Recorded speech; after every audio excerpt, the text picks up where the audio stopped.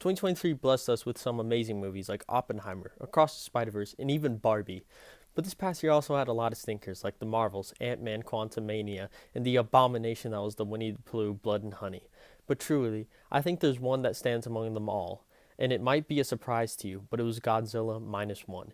You may be thinking, how could a Godzilla be the greatest movie of this past year, and after many movies before it that were just CGI shitfests?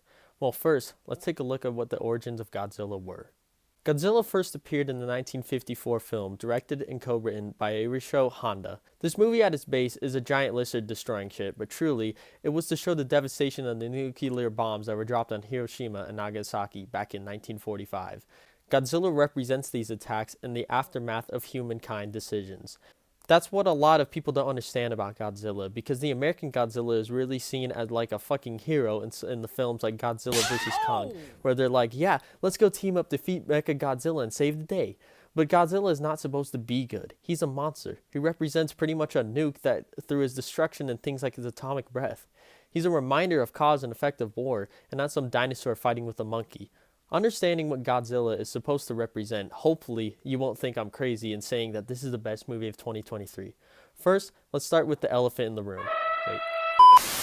Sorry about that. Now let's talk about Godzilla. The first time seeing Godzilla in this movie, I truly had chills throughout my body. It was terrifying. You felt as if you were placed in the characters in the scene. It was truly insane how they were able to create such a breathtaking monster on such a low budget compared to most modern films. With only a $15 million budget, it truly seems like Godzilla is real. You have to give a lot of credit to the amazing SFX artists on this film. They did a phenomenal job.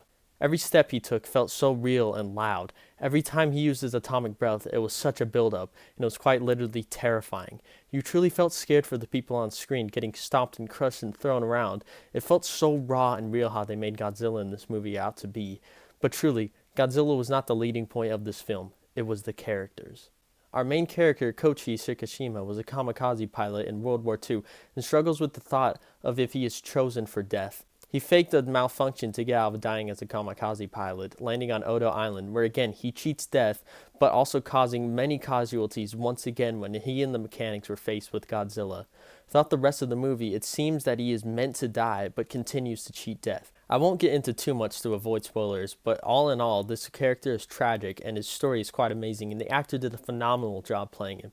Really, all the characters are beautifully written and have a phenomenal acting jobs. The characters in this movie are truly the centerpiece in a movie about a giant dinosaur lizard. This masterpiece of a film does not only deliver an amazing story, special effects, characters, and more, but also shows that you don't need a $300 million budget to make an amazing film. You don't need to be in Hollywood. You don't need to have big stars in your film.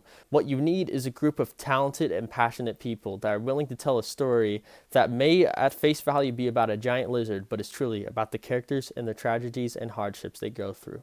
If I were to rate it myself, I would give it 10 out of 10 pizza slices, and definitely a movie worth your time. If you enjoyed my content, please go and check out other videos, and I'll promise that you would like it. And after that, go watch another one. And yeah, peace.